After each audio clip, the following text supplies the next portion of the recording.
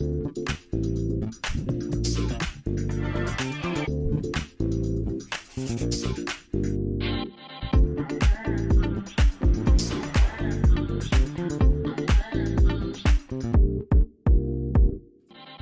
y'all, it's your girl Monét, and welcome back to The Exchange Rate, a talk show where we film in London. Bitch, I made it.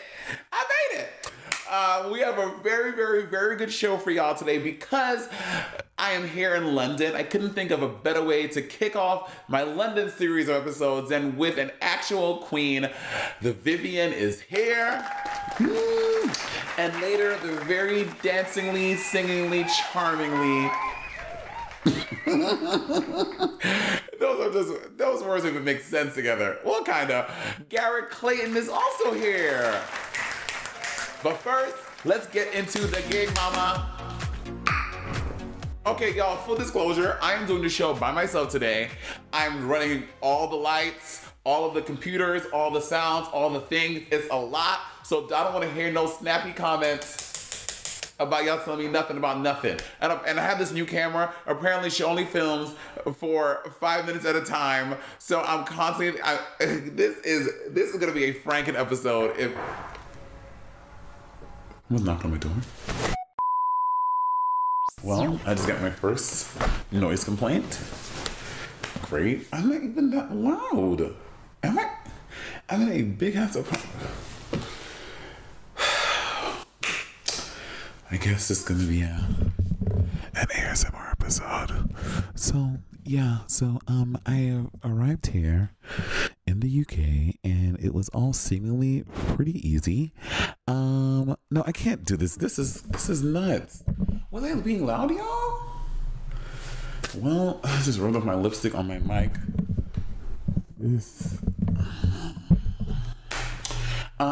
Yeah, so I arrived in the... Okay, oh my God, all the calls, all the things. I'm going crazy. Okay, yeah, the flight was honestly, traveling in the airport and flying during COVID is honestly way easier than normal. The airports are super empty, super quiet. There's not a whole bunch going on. They did feed me on this flight though, because I took a flight during COVID. I flew to LA first class, and girl, they literally give you a bottle of Dasani water and a bag of cheese, and they're like, enjoy, have fun. But this was really simple, really cute. In the meal I had on the plane, I pop up my Invisalign, like y'all know how I do, put it down, and I ate whatever, and I left it in like the little napkin because I didn't feel like going to brush my teeth, whatever, to go put the Invisalign back in. I doze off a little bit, bitch. I wake up and my flight attendant has taken my napkin that had my Invisalign and all my food and threw it out.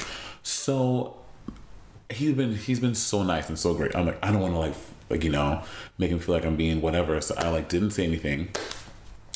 And I called the other flight attendant. I'm like, hey, your homeboy Zachary, let's call him Zachary, threw my Invisalign away. But don't tell him, he's been very sweet. I want to stress him out.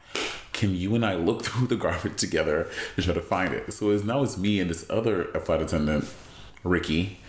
We're like picking out garbage, trying to find my fucking Invisalign. No luck. And it was all very interesting. So I guess, no, this has not been a sweet and easy transition. This has been very stressful.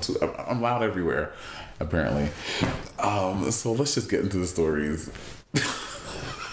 I have no Prosecco. I have no Crystal Light. What do I have? I have nothing. Oh, no.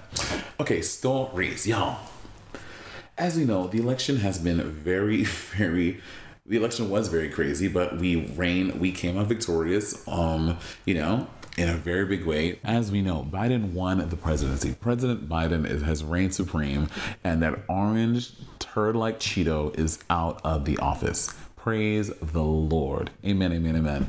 But this is not an easy battle. This was an uphill battle, and the cold hard truth is that 71 million Americans still voted for Trump. So that's very disconcerting. But however, some amazing and major things have happened. There was this huge rainbow wave for this election cycle because there have been many LGBTQ plus candidates won on election night.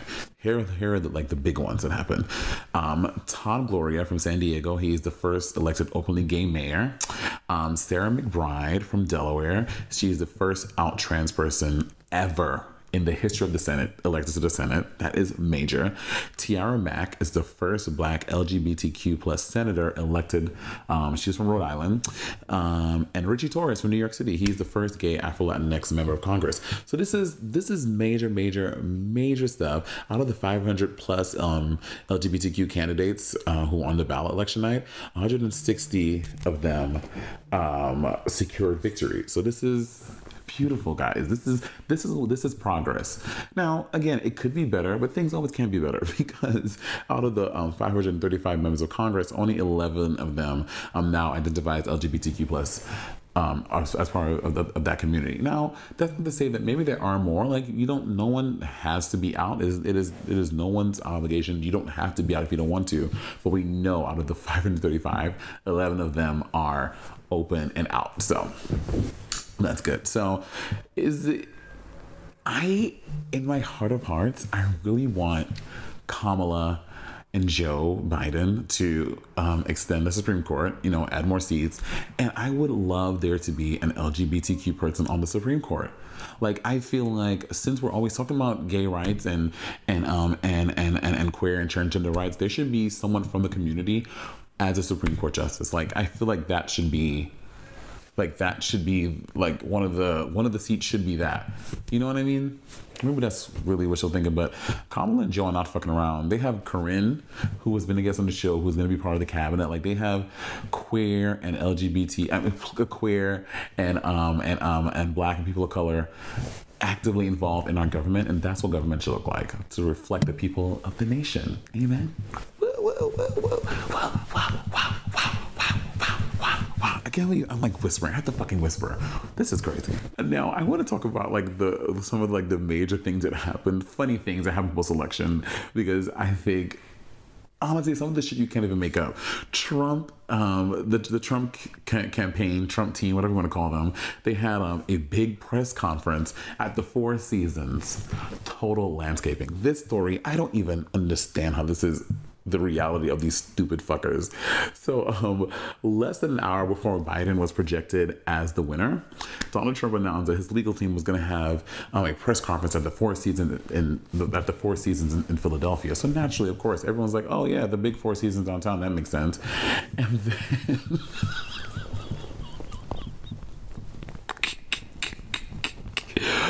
no, girl. Like, an hour before Trump went on and tweeted, he's like, actually, well, he deleted that tweet saying the Four Seasons, and he went on saying it's going to be at the Four Seasons Total Landscaping Company, located in Philadelphia on Industrial Street, between an adult bookstore and a crematorium. Like, what? This picture looks insane. Like, this looks like a scene from Veep. This looks like a sketch scene from Veep. Like, this does not look real. And of course, the Four Seasons prompted. They were like, no, this is not at our hotel. Just to be very clear, this is not at the Four Seasons downtown Philadelphia. No. So yeah, it will. Like, what are these people doing? And of course, so Rudy Giuliani was there, Trump and all his lawyers were there, but you know who wasn't there? Donald fucking Trump, because he was playing golf. Let's not waste any more energy and neurons on those people. Next story. Van Jones. Now, I don't know if it's an age thing. I'm going to chuck it up to age. Let's chuck it up to age. Kamala Harris and Joe Biden, they did their victory speeches. And Kamala, walked out to that really, really, really dope Mary J. Blige song. But Van Jones mistakenly thought that it was a Beyonce song. First of all, I don't even know what song he even thought it was. Sonically, I don't hear a resemblance to any Beyonce song. But maybe... I can't even check the age. Mary J. Blige she multi-generational. She's been around for a minute. He knows what Mary J. Blige is. Well, this is what he said. First, after CNN was recounting the thing, he goes, first of all, she walked out to Beyonce, drop mic. The fact that somebody that's going to be in the White House can walk out authentically to Beyonce was amazing.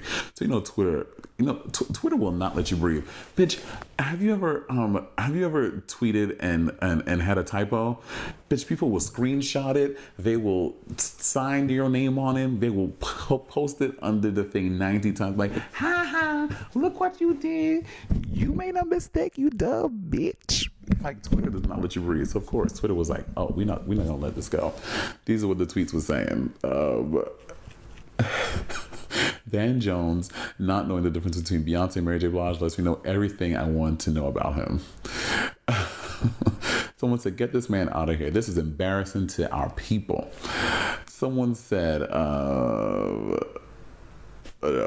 this is where it gets interesting, because someone goes, Van Jones has always had issues. He's always been problematic. He always tried to two sides his way into respectability politics. This I cannot agree with more, because we all know he went viral the day, maybe the morning of, or maybe the following morning, Joe Biden got announced, and his like little speech, like he was tearing up and yada yada, getting really emotional, saying that this was a vindication for a lot of people and that it's easier to breathe. Some people were really touched, the LeBrons and everything, but the real ones, like Soledad O'Brien and Don Winslow, was like, no, we don't buy it. I don't know if y'all know a lot about Van Jones. Van Jones, I used to be a big fan of Van Jones, but then after the Trump presidency, he would like say that, speak of all these quote unquote positive things Trump was doing. He like garnered a big rep for like playing both sides of the fence. And he like, I think he said that, what's his name? What is his son's name? Donald Trump Jr. I think he went on record saying that Donald Trump Jr. was a nice guy, or some cockamamie hootenanny gibbity bop bullshit. Ooh, and then this Twitter dude at Sisu_sanity did an itemized list, bitch, about all the crazy problematic things Van Jones has done and said, and it is so good. One of the things on May 29, 2020, Van Jones says, a white liberal Hillary Clinton supporter can pose a greater threat to Black Americans than the KKK. Nigga, what? Like, are you joking? Like, he's just a mess. Van Jones on October 23rd, 2020 said, Trump doesn't get enough credit for the good stuff he has done for the Black community. Nigga, get the fuck out of here. I'm not on the Van Jones train. I don't prescribe to that. If y'all do, good for you. But y'all need to go to this Twitter and re-up on all the crazy problematic ass shit he's done. So I'm not saying it's cancelable, but he's definitely not somebody I'm like, oh, he's crying. Oh, that's so... No, you don't get that from me. Boo, blop. Next. One of my favorite moments, bitch, the Anderson Cooper moment took me out of here. So we know Trump, the night of the election, he came out with some crazy speech. The Thursday after the election, he came out with another crazy speech claiming voter fraud and how they're finding secret ballots, yada, yada, yada, yada. And we all know what Anderson Cooper said. Can we just please play the video? Play this video. Here we go. That is the President of the United States. That is the most powerful person in the world. And we see him like an obese turtle on his back, flailing in the hot sun, realizing his time is over. But he just hasn't accepted it, and he wants to take everybody down with him, including this country. Can we just say one more time? That is the President of the United States. That is the most powerful person in the world. We see him like an obese turtle on his back, flailing in the hot sun, realizing his time is over. Bitch, this motherfucking allegory, I see it. I see the visual. It's so clear. It's so fierce. He even got them together. And of course, some of these people made these amazing murals. This Australian graffiti artist, Scotty Marsh, did this mural of Trump as a turtle, which is so good. I mean, you can't, the internet will not let you breathe, girl. I live, and you know what, and I'm sorry, I'm not here for the people that's saying like Trump support, no. You know, again, I don't think every Trump supporter is racist, is transphobic, is homophobic. But if you voted for this man with all the things that he's done for about veterans, people of color, queer people, women, then you are complicit. Like, you're saying that behavior is okay because his tax plan is going to help me feed my, you know what I'm saying? Like, so it is just, I get that it's a nuanced thing, but voting for someone like that, you're saying that this behavior is okay. So Trump deserves it. My tweets I've said about his supporters, I said what I said, and I meant what I said. Get into it. And Anderson Cooper, I fucking stand. Anderson Cooper was like, oh, y'all forgot I was gay? Let me read you for the back row, mama. Love it. And those are the stories. Amen, gal. Hear ye, do not adjust your mother-tucking television or iPhone or iPad. If you have a Galaxy, just throw that shit away. Y'all, royalty, real royalty is up in the house. I love this queen so much. She's fierce, she's fabulous, and today she looks a little interesting. Please welcome the Vivienne! Oh, thank you, Monét. It's great to be here. It's been a terrible week.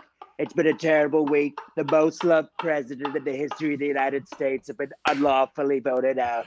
I counted those votes myself. The ballots were huge. It's all rigged. It's all rigged. I'm so sorry. I'm so sorry, Gail. I'm dressed like this horrible, horrible bastard. But times call for taking the piss out of this horrible, horrible man. And I mean, he's out. Yes, he is finally fucking out. And honestly, Vivienne, I am not just saying because you're here. That is across UK, Canada. I've never seen Thailand or Holland, so I can't judge those. But America, your Donald Trump is one of the best Snatch games of all Snatch game time. I feel so good. Thank you. It is tremendous. It is tremendous. No, thank you. So I know that you can't say exactly what it is that you're doing, or can you? I don't know. Can you tell us, or will this be a surprise later on? Well, maybe a little surprise coming. Yeah, okay. Maybe something me and Mother Roo maybe working on together. Whoa! See, that is further proof that Roo likes the UK girls way better than he likes. Bitch, we cannot get RuPaul to even look our way. The UK girls, he's like, oh, I'll come over. I'll do anything you guys want. He loves y'all way more, but that's fine. It's fine. It is. He loves fine. You. He loves you. He loves you. You know he does. So Viv, how are you doing here? And you're in Liverpool, yeah? I'm in Liverpool. You're currently in London. I finally made it here. I was supposed to be here last week, but then you guys went into lockdown, so we were like figuring that all out. But I am here. And it's such a shame. Like if we weren't in lockdown right now, you could have literally jumped on a train, and in 2 hours you could have been sat right here in my living room. Girl. Like honestly, when I would find out I was coming to the UK, I was like, oh, great. Then I can like do like stuff like in person with people instead of this digital. And don't get me wrong, I love this digital stuff too, but I just miss sitting, drinking, and telling fucking stupid jokes and stories with someone next to me. You know what I mean? But you know. And then the last time we met was the first time we met and the last time we met was DragCon UK, and I think it was the end of the day. We were all.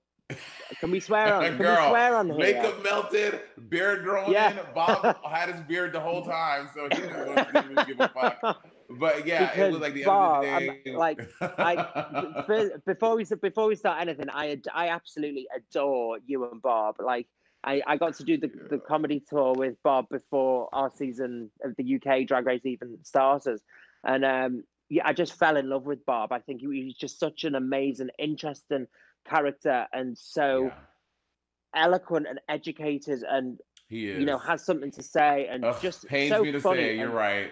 But I listen to Sibling Rivalry in the bath. I love it. Well, you know what? When I remember he did that tour, like it was like I went like November-ish, I think, with you. Exactly. And I remember him coming back. He was like, Monét, I just worked with Vivienne. I was like, and he was like, I really like her. I was like, work. I was like, never mind. He was like, because Bob and I have very honest and candid conversations about queens very often. He was like, I really like her. I was like, yeah, she was when I hadn't met you yet, but I was like, you seem really dope, and I met you one time at DragCon, and you really great. We're meeting each other, and it's all good in the hood. I have to say, here in lockdown in the UK looks a little different than in the States. Like I feel like there are like a lot of people outside. I'm like looking out my window like Rapunzel. And people are walking around. It's kind of like lockdown, but who knows? You've just got rid of a crazy guy in your politics. We've still got one in that kind of, he kind of does these. He does these speeches once a week, and he's supposed to tell you the rules, but he just kind of babbles on, and he just goes, "Well, you go outside, but you can't go outside. You can't leave the house. If you need to go to work, you can't leave the house." And you're just like, "What? What are you saying?" So I think the rules are kind of, nobody knows them. Essential shops are open. You can't go to work unless you need to go to work. It's just crazy. It's like, I don't know the solution. I don't like to complain about things that I don't have the solution to. Yeah. If that makes sense, because then I think like, well, where's your shit to back it up? So I know that I don't have a solution, but I know that something is like it's crazy. But we've had hope on the horizon with a vaccine maybe this week. I know. I saw the news about that. I'm like, ooh, this vaccine cannot come soon enough for nightlife workers, for people who work in our industry to get, like Broadway folk, whatever, to get back to doing our thing. Do you have friends that have been like, because I know I've got friends like this, they've been complaining that they can't work. I want end the lockdown. And then a vaccine gets announced and they say, "Oh, I'm not taking that. The government are going to try and kill us with the vaccine." Girl! And I'm like, girl! Oh, what do you want? Hello? Do you want to work or do you want to? I'm just like, oh, all these conspiracy theories. I'm just like, I've had enough of it. I've had enough. Well, you've been quarantining and in lockdown with your new husband. How is married life? How is being in isolation with your husband almost immediately after getting married, a few months? How has it been? I mean, it was quite the fucking honeymoon. He said, "Why are you taking me on holiday?" I said, "COVID." We're staying in the living room for 7 months while I'm getting in drag sometimes, and you're setting up lights. This is going to be our honeymoon. You're going to be setting up lights and cameras and figuring out how to make sound work and stuff like that. It's going to be the best honeymoon ever. But it's been great. We were always together anyway.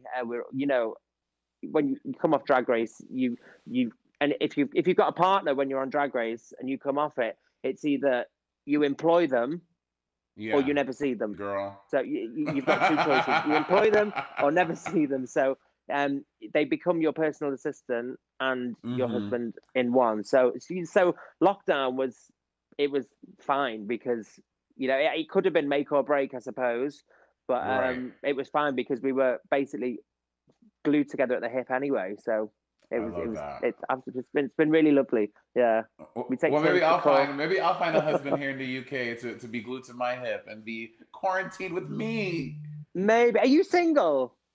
Oh, You're girl, single, aren't you? Single as fuck. How long have you been single? It's been this Thanksgiving 2020 will make it 2 years. 2 years. Are you ready? I've been in like little 3-month little bibbity bops and a little 4-month little things here and there, but not like something that I call a relationship, if you want to say that. Yeah. Are you ready? Are you ready? Are you feeling? Honestly, girl, the older I get, the longer I stay by myself. I'm like, I don't need nobody. I just need. I go back and forth. Because I like my space. I like my things. I like my things. I don't know. I'm a mess. I am a complicated order, as the kids say. Yeah, I went from one extreme. I went from one extreme to the other. I went from being single for 7 years on my own in an apartment, and then I was just like, bam, bam, bam, bam, bam, work. I don't need that. I love this. I'm single. And then I moved to Gran Canaria, met David. Within 9 months, I was engaged, married, boom. And now I'm like, it's just flipped completely. I love it. It's crazy. But it's so beautiful. And you guys had your wedding at this at GAY, and it was this beautiful ceremony. You looked, it was just honestly, it looked super romantic and it looked very, very, very cute. It was, and what's a gay wedding without Chad Michaels? I know, I love that. Now, Viv, I had never really gotten a chance to chat with you after your season, and obviously everyone was blown away by what an amazing job you did on Drag Race.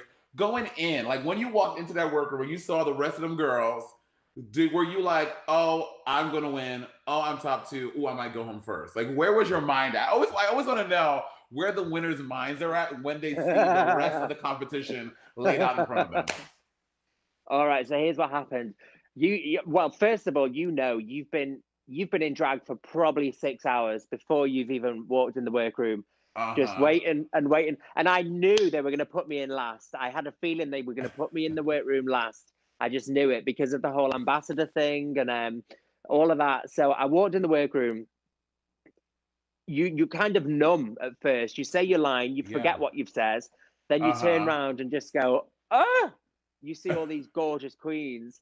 I saw Gothy. First of all, I Gorgeous. saw Oh, Gothy. wait a minute. Oh, I was just like, I was like, whoa, because I'd just turned 27. I'd put a few pounds on. She is like stick thin. Yeah. Then I saw Bagger, which I knew, so a friendly face. That was And you great. thought So and you thought Davina. Bagger was gorgeous? Well, I didn't say that, love. I didn't say that.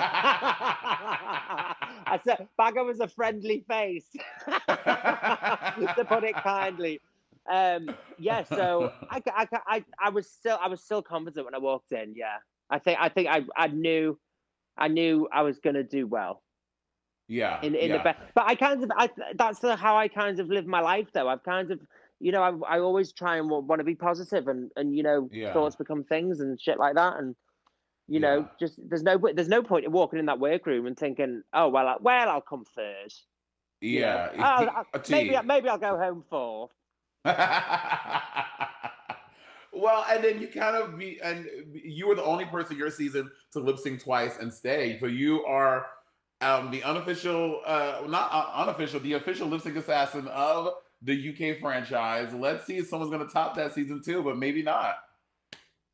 Well, I lip sync once and then once for the crown. Right, So right. So yeah, yeah, no I one could be else a is lip that sync lucky. assassin.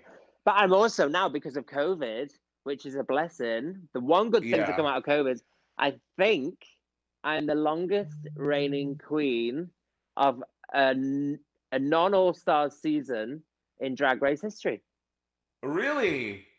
I think well, How long have you been it's got to be reigning? You've been reigning since November last year. oh yeah, that's 12. That's a year. Yeah, I think before you the longest was like 10 months, I believe. Or something like Yeah. that. Work, bitch. Yeah. Now, as the current rating, are they consulting you for this next season coming out that they dropped the ball? It's coming out in January. I mean, they dropped the mic, whatever the saying is. The new season's coming out in January, and I hope that you're involved doing all the things and giving you some motherfucking money. That's what I want for you. Girl, oh, don't even talk to me about money. Honest to God. Somebody posted, I think it was Raja, posted something yesterday on Twitter saying something about Canada Drag Race got $100,000. Call my lawyers, I just put I think I just put like a sipping tea emoji or something. I was just like, girl, don't even talk to me about that. But it's fine. You don't go in there for the prize money. You go in there Yeah, for the experience and everything like that. So yeah. that was always amazing. But yeah, I am slightly involved in season two. I can't say anything about it, but not as much as we were supposed Ooh, to be because of COVID. But right. I might pop up. I'm very excited. As almost as excited I am about your new single. Talk to us about the new single and is there a full album coming out soon, babe? Oh, well, the new single, You Spin Me Round, You Spin Me Right Round, Love it. Baby, You right know round. that is a classical. I'm a classic song. And a lot of the Drag Race fans hate Trinity because of that song because she wore that old lady outfit and did that titty thing, and they're like, "That was how dare you disgrace that song? Ugh, I can't believe you did that." But you are Well, reclaiming it for Trinity and putting some new vocals on yes, justice for Pete Burns. it. He's just such an icon and inspiration of mine, and being able to bring that song into like a '90s house vibe, I think I really Yeah. love that because Liverpool as well. Liverpool loves house music, and Pete Burns is from Liverpool, and just being able to have fun with the song and kind of stay true to it, and then just put a little Viv glitter on it, and then have a ball with it. It's I love it, and it's the one song that I've released that I really listen to and love. When you can just listen to it by girl, the pool. I know that feeling. And I'm just You like, record songs and you're like, I don't know, yeah. I hate that vocal here. I got you 100%. Yes. I'm looking for a queen. We've literally got, and you are in the UK. Oh my God. I have got a Christmas single that I need a queen for. So we should Christmas talk. single. We should talk, girl. I'm here, girl. Let's fucking do it. Well, I'm very excited about being in the UK for Christmas. I know that the UK, you guys love like the holiday season. Y'all love it so much. Y'all have Christmas, and the day afterwards, y'all have Boxing Day for even more time off of work. So I'm excited to like experience all like the British traditions and do all that stuff. So yeah, I'm so down. Let's do it. Yeah, but we were watching on YouTube yesterday of Christmas in America is like Christmas on fucking steroids. It's like, is it? Are you joking? Like full streets of just lights and decorations, and like we put a Christmas tree up and maybe a garland on the fireplace and call it a day. You guys are like, it looks like a Macy's parade or something in everyone's garden. It's crazy. You see, but I've heard that it's even crazier in the UK. So I guess someone lied to me. I heard it's even more bonkers here. No, not at all. No way. Like it's gorgeous. We decorate it, and it's cute, but it's. I'm dying. I need a Christmas in America. That's what I Okay, need. Well, this year I'll do Christmas here, and next year you're gonna do Christmas in New York. So I think that's a fair trade. Yes. And also, Viv, one thing I want to do when I'm here is I want to perfect an authentic British accent. Now, I've heard that yours is a hard one because y'all do the girl thing, and I can't say gal right. So, which is the easiest route to go to for an authentic accent by the time I leave here in January? Well, it depends what accent you want, because my accent changes constantly. Because my accent is that because I'm from North Wales originally, and then I moved to Liverpool, so that's where I picked up my Liverpool twang. So if you want a Scouse accent, see if you can say this. Okay. So pretend you're in a takeaway, like a chicken shop, and ask for a piece of chicken and a can of Coke. A piece of chicken and a can of Coke. Nearly. That was all right. It was a good start. No, No, I didn't. No, right, get to the back of the throat on chicken, and then Coke. Chicken. Coke. Yeah. Coke. No, that's you're going quite posh there. You're going Coke. Right. You like Coke. Whereas it's more, I want a can of Coke. I want a can of Coke. Get it? Can of Coke. Can of Coke. Can of Coke. That'll do. Could you do? You know what? You do like Julie Andrews? When I think of a British accent, because one of my favorite movies growing up was Spice World, and I just think of Victoria, posh. Like that's where my mind goes when I think of a British accent, like instantly. Oh, Jerry, where's my dress? Yes! What a great movie. They need to I guess you can't remake it because whatever. But honestly, I'm going to buy it on iTunes when I watch it. I fucking love Spice World. It's one of the best films of the 90s, period. I have watched, I think I watched it. Oh, here's a fun little bit of information. When we got cast on Drag Race Season 1, we got told, because the acting challenge, we got told to watch Spice World, Downton Abbey, and Gimme Gimme Gimme. So obviously the acting challenge was going to be something to do with that. And I watched the first 5 minutes of Spice Girls and I turned it off. Yeah, I know. Sorry, me. The blasphemy. I know. I was never a Spice Girls Gay. I mean, I I'll dance love to that. music when it comes on. It's like woo, but I was never. Yeah. No, I'm quite an old queen in my head. I'm very like Bette Midler and Cher and I got you. I got you. I got you.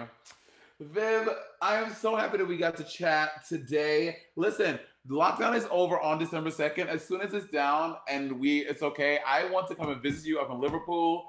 I'm doing this do it. vlogging thing while I'm here. It's called An American in London, and so I want to vlog and Yeah, come to Liverpool and just have fun and kiki and do like all the Liverpoolian definitely. things. Well, you're definitely invited, and we'll make you a nice big dinner, and you can come meet David and the dog.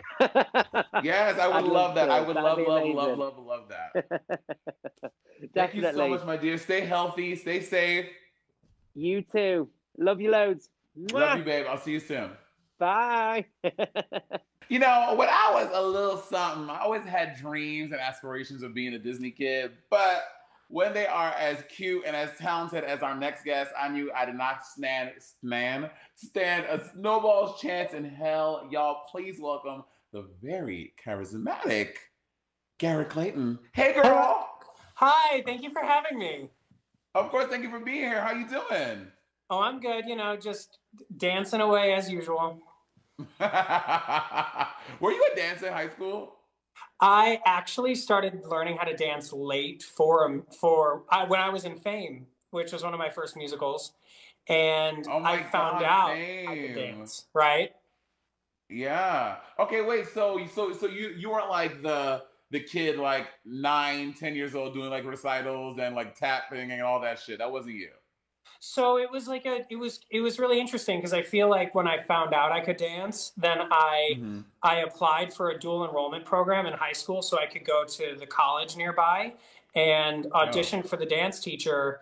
And she trained Sonia who is one of the choreographers from So You Think You Can Dance, and so she's like an incredible Hmm. dance teacher. And she saw me and said, How long have you been training?" And I was like, "I haven't. I just really like doing this." And she said, "So you've never had a teacher?" And I was like, "Oh, well, no." And she told me I had a lot of natural ability, but it had to be honed. And then she put me into her dance company with all of these college dancers and made me like basically it was like you have to take ballet, you have to take jazz, you have to take in this company you're going to learn how to tap, you're going to learn how to do Broadway style. Like she literally was forced a crash course into my brain and I'll never forget it. Work, work, work, work, girl. I can barely walk and chew gum. So kudos to you. I know what my strengths are, and it's not in doing any of any of the things you just said. But besides that, how does it feel to be from a state that fucking ended this regime Trump bullshit? Michigan came through. I was so grateful to my home for pulling through in one of it's I when I found out I cried. I literally Yeah, escaped this weekend because I was like, I've already done my part. I've tried to warn people about the horror that comes into play in this world, and yeah, especially if Trump is reelected. And I girl. can't. It was very self-destructive. So I literally hid away in a little cabin this weekend with no cell service. And when we went to get food, I found out Biden won and just started sobbing. And then found out Michigan was one of the places that helped make it happen. Yes, child. Michigan really was like, we're not standing. We're gonna get it together, and they're helping. They helped to crumble the Trump regime among Pennsylvania and Wisconsin and Nevada and all those places. But Michigan was one of those key states, girl. Do you Yeah. absentee or do you vote in LA? I vote in LA. Okay, yeah. I would if I came from like a really crazy state, I would like. But I know that now that's like voter fraud if you like don't do that. I mean, I think committing a little voter fraud in order for the greater good is okay. I'm kidding. I'm kidding. Don't. That is a joke. Don't send any emails or tweets. That was a joke. Jesus Christ. Honestly, if How I could still vote in Michigan, I would. I've just been in LA. It was 10 years this year. So at this point, there's no hiding it. what? How Hmm. old are you? 10, girl. Why have you lived in LA since you were a toddler? I moved here when I was 19. Word. You don't you I mean if you told me right now that you were 19 years old, I would be like, yeah, that makes sense. That's some good moisturizer. Stop it I some tell more. the people watch the show all the time. Moisturizing is the key. Do you moisturize? Hmm. I do See? I do so much skincare. Yeah, me too. I just recently got into skincare though. Like for the first like 23, 4 years of my life, I did not do any skincare, and now it literally is like the thing that make I feel like I wake up every day excited to skincare. Oh yeah, that's a part of. Yeah. I was raised on it. My mom always told me you have one body. You know, your skin is, if you don't take care of your skin now, you're gonna regret it for the rest of your life. Yeah, 100%. How was your Halloween? I feel like everyone had the very interesting COVID Halloweens, and I'm Mhm. very intrigued by what's your Halloween as a young Hollywooder was.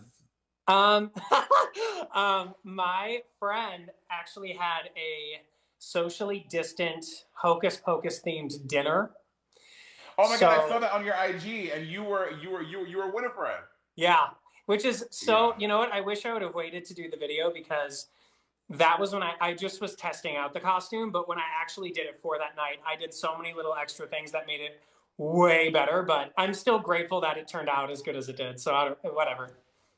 Now, did you do your own makeup? Oh, yeah. Did you really? On my life. All right, bitch. I see you. I see you. I see you. Anytime, and I know celebrities want to look really, really, really good. When I see celebrities that don't do their own makeup, to me, like that's part of the journey. Like being like, I'm gonna watch these janky ass tutorials and figure it out instead of having like the perfect beat or whatever. You know what I mean? Totally. I can Actually, appreciate I that. thank all of my theater experience for knowing how to do makeup. Yeah, true, true. Which honestly is fully drag and is all like that's literally what you learn how to do in the theater program. You learn how to paint drag, literally. Mm-hmm. Now you famously danced into our hearts as Link Larkin. Um, you know these was that the live? I think that was the last live TV musical, was it? I think they did Rent right after, and then they Oh canceled yeah, all the Rent. other ones after Rent. Yeah, yeah. How was it working with Ariana and all you guys who are from Nickelodeon and Disney? Like you guys are now the it kids. How was the Hairspray experience for you? It was unbelievable. It was. Yeah, It's one of those times where like a check mark that I could have never dreamed of because yeah, I was a kid when the Hairspray movie came out, and I was a kid when I was listening to the Broadway album of Hairspray, and I'd always dreamed of doing the show, and I always was like, oh, if they do a revival or if they do it in London, but right. then I never imagined that I could. I mean, it was a dream when I got to audition, but for it to come to fruition, and like they built a whole new soundstage. We had a third of the Universal lot. There was, I mean, So nuts. the glamour of it, and the Martin Short stopped me during the show actually, and right before the finale, and he was like, I don't know if I'm going to see you before this is over because there's so many people here, but I have to tell you, mind you, I'm like about to go on stage, and he's like, I think you're brilliant, I think you're funny, you have talent, you're going to go so far in this world. And I was like, oh my God. And I'm like, Martin, you're incredible, you're amazing, and yes, I'm like already a fan, but I'm going to start crying and I have to go on stage and I can't start sobbing. I have to go, I can't stop the beat right now. Can you imagine? You can stop the motion of the Yeah. that honestly kind of be embarrassed, but yeah, I love Martin Short. I've never met him, but Martin Short was one of my biggest. As a kid, I used to be obsessed with him. I had three very weird obsessions. I was obsessed with the dad from Matilda, Danny DeVito, Martin Short, and I was also obsessed with Arnold Schwarzenegger because of Kindergarten Cop. So now that you said that Martin Short was so nice, now I feel like my love for him is even more vindicated. So thank you for that.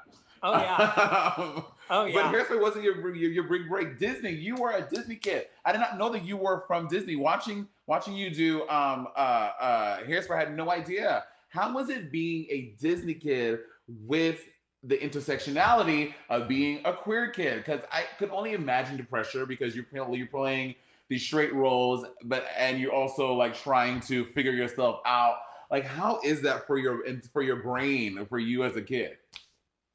It was honestly, it was crazy. I moved here, like like I said, when I was 19, and I was a waiter at a 24-hour restaurant first. For 2 years, I worked 5 p.m. to 5 a.m. and like 5, 6 days a week. And it was outside of that, just auditions and working and trying to find my break. And, growing up I loved watching Disney Channel and Nickelodeon, Cartoon Network, like all of these iconic kind of stations that have really molded our generation. And to be a part of something that's still, I'm still getting tagged like on TikTok and Instagram and all these people who do costumes for Halloween, and they'll create new sounds to dance to. And it's, but that pressure of trying to be the straight man or the heartthrob, it was really interesting because I had a team of people, not from Disney Channel, because they didn't really say anything about my sexuality. It was the people that represented me that told me I had to be in the closet, and that they had to figure out how to handle me being gay. And so I would get called after, my managers would check in with casting to see how gay I came across and what we could do to fix it, or what we could do about it, or the way my posture was. So crazy. But it was everything. It was photo shoots, the way I would pose, or it would be the way I spoke. Like I would have to use a lot more of like a deep tone, and then slow down my cadence and change my body language and the way I interacted with people. And I felt like a duality, and it was a real life crash course in how to be a completely different person. But it was detrimental for a few years, and I ended up actually going to therapy for 2 years after that, because it really messed with my head and my self-worth and identity crisis, really.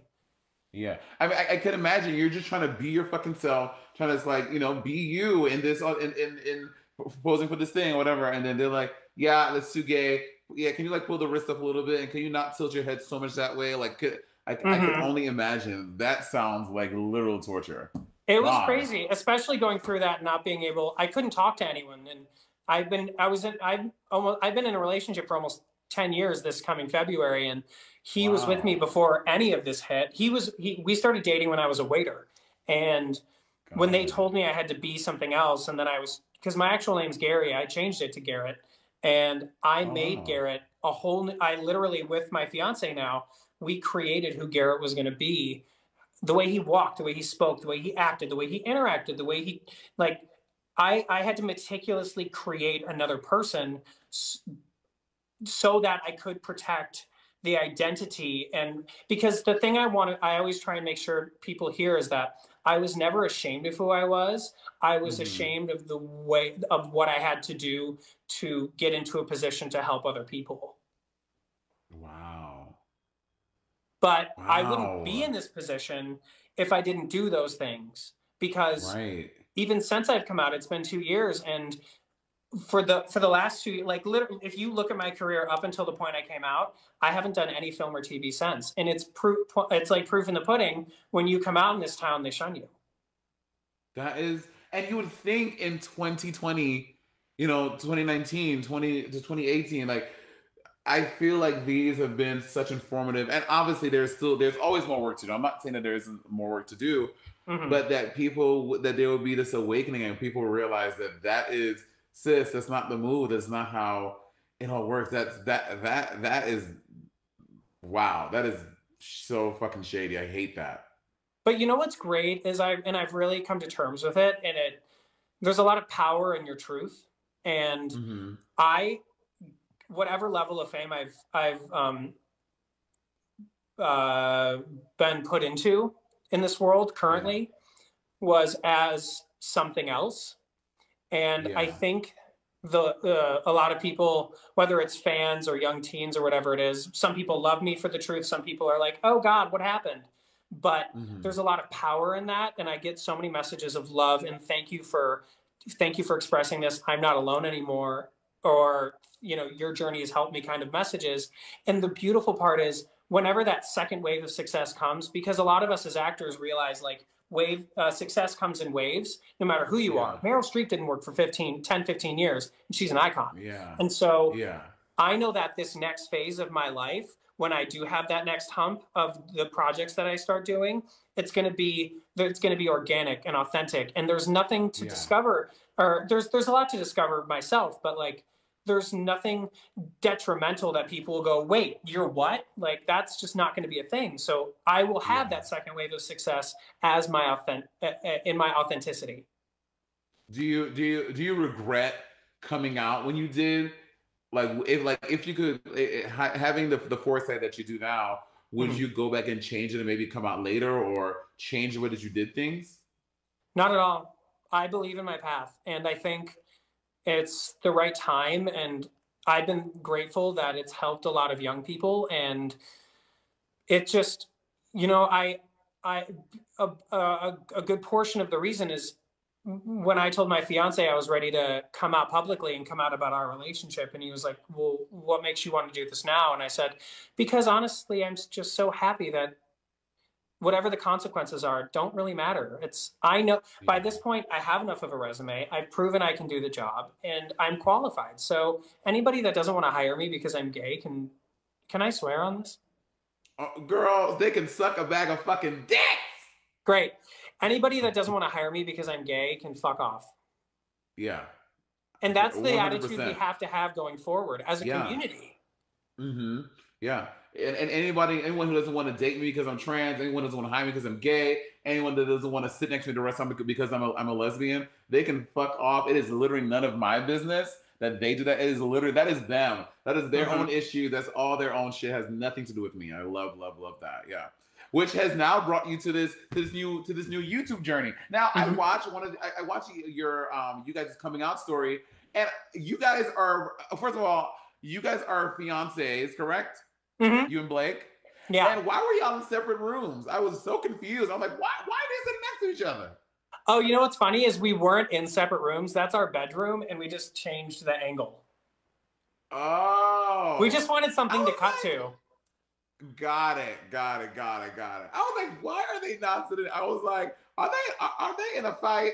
Is Garrett in the doghouse, girl? What is going on here? Well, for us, it was more we wanted things to cut to back and forth, and if it was the same shot over and over, it felt a little stagnant. Yeah. So talk to us about the series and what is your goal with this series, and why were you inspired to do it?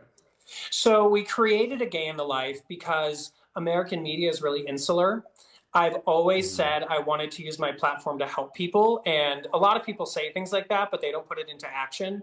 And I've always said, I want to get to a place where I have a voice that can be heard, a position that people see, and I can use it to put something good into the world. I don't know the repercussions of putting something good into the world, but I know that I'm doing my part. And that's on top of what, being a part of the queer community. I am also, just because I'm a piece of it, it means I need to learn about the other parts of it as much as possible on how to be the best ally that I can be. And so my fiance and I, this was a good deal of his idea, was we thought American media is really insular. We hear about ourselves a lot. And while we have a lot of work to do here, there's still 20-something countries where you can die just for existing, just for being a part of our community. And so we thought, well, we don't know what the laws are everywhere. And also, what places can we get married? Where can we adopt? Where can we have a future? Where are we safe? There's so many questions in so many parts of the world. We really wanted to open the door and have a safe space, because not only are we a part of the community and want to be good allies, but we know that we feel comfortable asking the questions.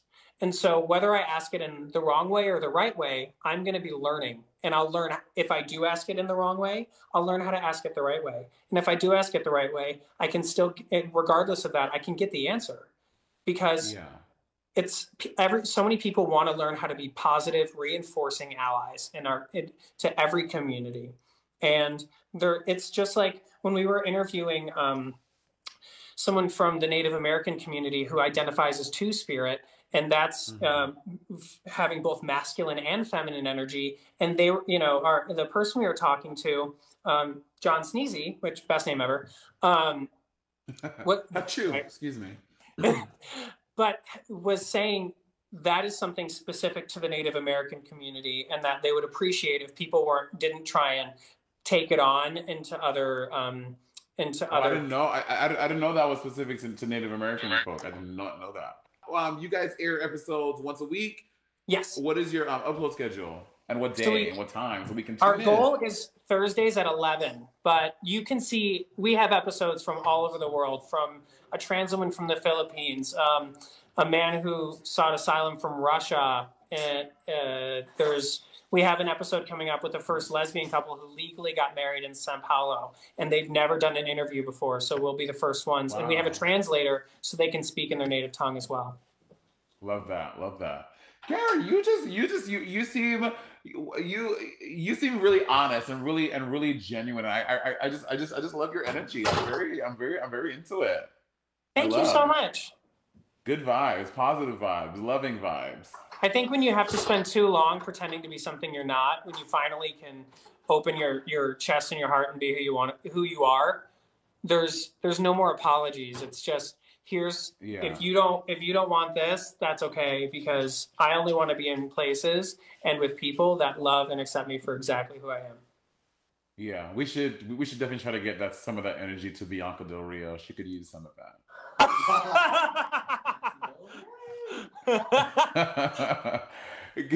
Garrett, thank you so much for chatting with me. I look forward to watching these episodes. Your series sounds really dope and really something that honestly the world fucking needs right now. More queer stories and more queer voices and letting their stories be told out loud for more than just the people in their city or in their town, whatever, to know. I love that. Oh, well, thank you. And just to tie up the answer to your question, our goal is to create an interweb of people so we can start figuring out. Obviously, we're not martyrs. We realize we can't, we're not going to be the only source for this. There will be other things in the world, but in our way to do our part, we want to figure out how we as a community can come together and start having base global rights for everyone. You should, we need to get rid of flogging and jungle law that demonizes and thinks of us as satanic or demonic just because we exist. I'm gay, I'm not making anyone go to bed that doesn't want to go with me to bed, or marry me that wants to marry me. If you don't like what I have, then go somewhere else. We don't need to push our narrative. Yeah, it's literally. I'm with you. I literally don't understand how these laws exist in places, and again, I don't want to shade the religious community, but a lot of it is because of organized religion and how that all works. But that's a whole nother topic for a whole nother episode. It is. But yeah, it's so gross, and it drives me insane. I literally stay up at night sometimes just thinking about how fucked up it is that is some people's existence. Like that is their life in their some country. People's existence. Yeah. That's the only way some people get ahead, is by demonizing other people and preying on other people's insecurities. And that is, to be frank, those are weak-minded individuals. And it would stand a little bit better for their mentality to start embracing other people and other cultures from different walks of life. And I think they would see we're not very different. Yeah, agreed. Thank you so much, Garrett. And listen, be safe, stay healthy, and hopefully LA opens up soon. Before we started, he was telling me how the gyms aren't even open in LA, which I find to be so crazy because LA is such a gym town. So hopefully you guys get it together. You can go back to the gym soon. Well, I think there's like private gyms open, but at this point, I've just canceled my membership, and because of the pandemic, we haven't had an at-home gym at this point. Why am I going to waste money on what I got? Yeah, absolutely. Have an amazing time doing your show. Congratulations. Thank you. And we'll chat soon. Yes, please. Bye, my dear. Goodbye. Guys, that's all for this week. My first London episode, and I've already been getting in trouble for being too loud. I think I just speak with too much resonance. I speak with too much resonance. I need to fix that. So I'm gonna maybe ASMR it up for these next episodes. I don't know. Listen, thank y'all for tuning in and watch me do this all by myself. I hope this episode makes sense. You see no nails. I feel disgusting. Don't look at me. Until next time, I love you guys. And remember to always keep your quarantine check. Mwah. Ew. That's that bomb shit. Okay. Bye.